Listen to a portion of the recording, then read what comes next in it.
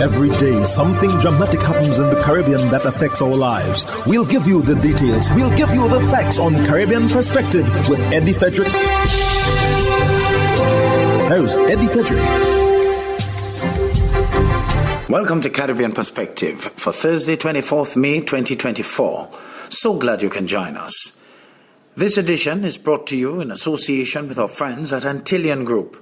The lead story we are tracking today. St. Lucia reports a boom in visitor arrivals. Details after this important message. Believe in our strength, we'll stand by you. Protection from all, perils big and small. Reassurance we give, it's so glad to see. Peace of mind, that's our service guarantee. We look after all our family. Yes, we do at every opportunity. Antillean Group, underwriters of all classes of insurance solutions for your protection and investment. Live well financially.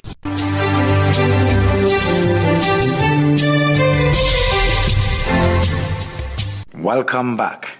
St. Lucia is experiencing a booming tourism season, with stay-over visitor arrivals for the first quarter of 2024 up 11.3% compared with the similar period last year and surpassing the previous record set in 2019. More in this HTS report with Joachim Duplessis. Lucia is experiencing a torrid tourism rebound with stay-over visitor arrivals for the first quarter of 2024, surpassing both pre-pandemic levels and last year's numbers. The island welcomed 120,261 stay-over visitors from January through March, an 11.3% increase over the same period in 2023, and outpacing the first quarter record of 114,386 set in 2019. According to the St. Lucia Tourism Authority's Visitor Arrival Update Report for March 2024. The United States continued to be St. Lucia's top source market with 65,053 arrivals, up 10% year over year. But the Caribbean market saw the largest percentage gain, soaring 63% to 9,496 arrivals. Overall visitor arrivals, including cruise ships and yacht calls, totaled 524,202 for the quarter, a 9% jump from the first 3 months of 2023. However, yacht arrivals lagged slightly behind the previous high water mark. Stay-over arrivals from Canada also posted strong gains versus 4 years, rising 8%. The cruise sector saw nearly 389,000 arrivals in the first 3 months of 2023, an 8% jump compared to the record 2019 numbers.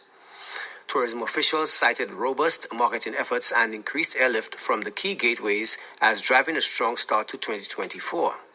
Tourism is crucial for the small island, and industry insiders hope the promising early data signals the destination could achieve another record-breaking year overall. Joachim Duplessis, HTS News Force. Glenn Bart of SKN Newsline reports that members of the Media Association of St. Kitts and Nevis held audience with Ambassador Larry Vaughan, who heads the Regional Integration and Diaspora Unit, resulting in significant discussion on matters relating to the CARICOM free movement of people. As an important component of the CARICOM single market and economy, member countries are being requested to get ready to join. It is obvious that some countries would be able to join the free movement regime, while other CARICOM states will utilize a period of about 3 years to reach a level of preparedness for free movement. When CARICOM heads of government meet in a few weeks' time, it is believed that more details will be forthcoming on the regional plan. But getting ready for free movement means the need to access financial resources and technical assistance.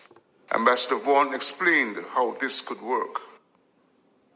The Caribbean Development Bank is one partner that can grant concessional lending for development. The Caribbean also has within its remit a mechanism called the CARICOM Development Fund, the CDF. And CARICOM is working on strengthening the capacity of the CARICOM Development Fund. It was created, and I have it here in my notes, so I'm so glad you asked. It was created to address economic dislocations and adverse economic impact that arise out of operations of the CSME. And the freedom of movement is integrally a part of the CSME.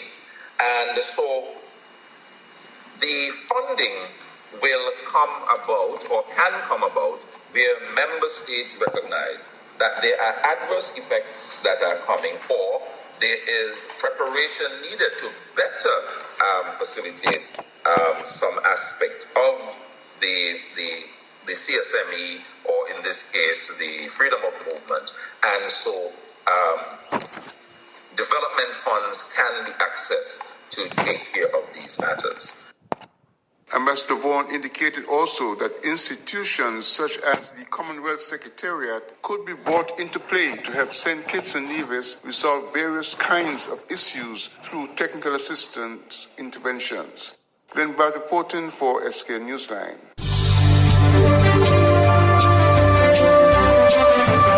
You're listening to Caribbean Perspective with Eddie Frederick, in association with our friends at Antillian Group, underwriters of all classes of insurance solutions for your protection and investment. Live well financially.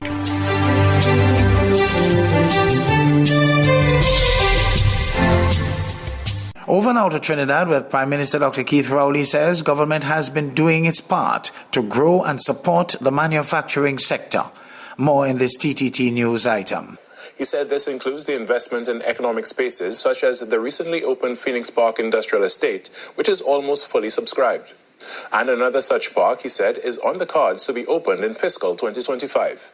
The Dow Village Industrial Park, which is adjacent to the Phoenix Park Industrial Estate and comprises 147 acres, is also being developed and will help meet the increased demands by investors for additional space to grow and expand their operations in light manufacturing, logistics, distribution, and related business services.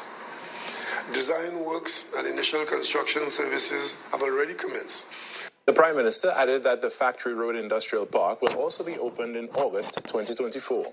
Meanwhile, Trade and Industry Minister Paula Gopi-Schoon hailed the growth of the non-energy manufacturing sector, which she said has been consistently growing. 2020 to 2023, the non-energy manufacturing sector has increased by $1.9 billion TT. And considering that this growth was during a very challenging period, not just domestically but also globally, this growth underscores the sector's strength and its resilience.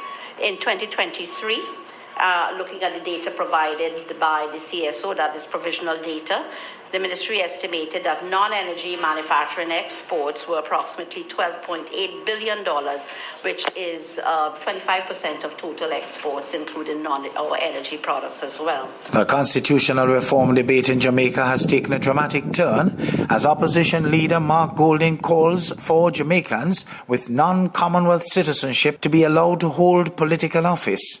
Critics are accusing Golding of hypocrisy following his admission on Sunday that he holds British citizenship. Ramon Gordon of CVM Live reports. In favor of a phased approach to decolonization. We're not in favor of having 1 foot in and 1 foot out of the King's Yard. We must either be in or out. Can't be neither fish nor fowl. That's opposition leader Mark Golding last week, after the opposition refused to approve the recently submitted report from the Constitutional Reform Committee, CRC. Golding argued that the opposition could not support any move to a republic without a complete break from the UK-based Privy Council, which remains Jamaica's apex court. However, in a twist of irony, the opposition leader admitted early Monday to currently being a British citizen, with no stated intent to relinquish same. The Jamaican people are becoming distrustful of the players involved in the process, because you can't be telling me to get out of England and the King's Yard while quietly you are firmly in the King's Yard. That's attorney and constitutional expert Shane Dalling. He's joined a public chorus condemning the opposition's seeming hypocrisy on the matter of reform.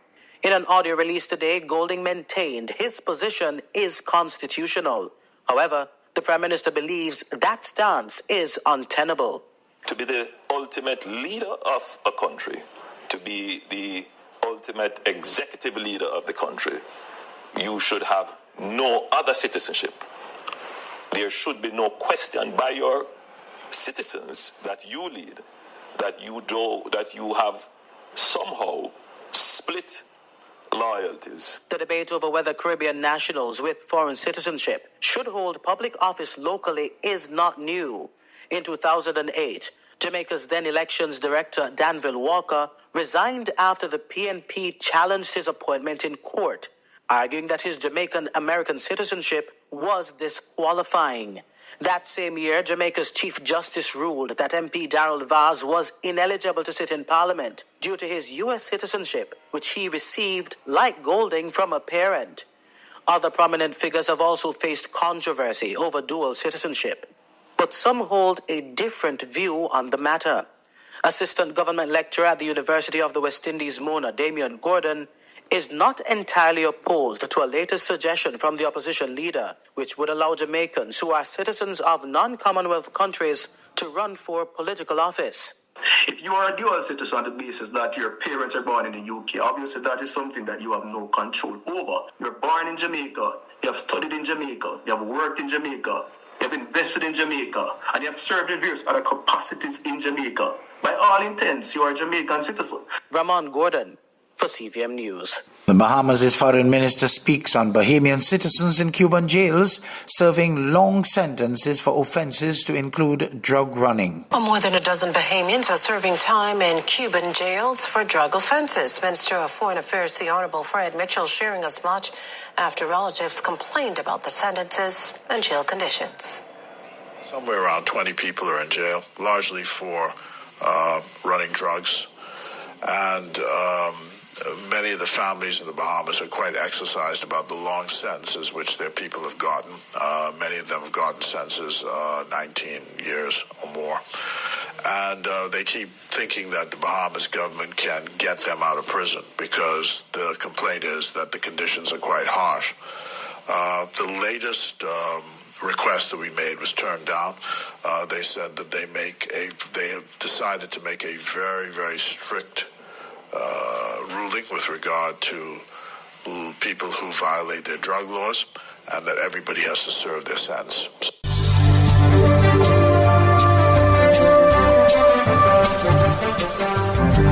I am Eddie Frederick. This has been Caribbean Perspective, a whole new approach to highlighting developments in the Caribbean. In the meantime, please follow us on Facebook and subscribe to our YouTube channel for daily regional news and more, in association with our friends at Antillian Group. Believe in our strength, we'll stand by you. Protection from all perils, big and small. Reassurance we give, it's so clear to see.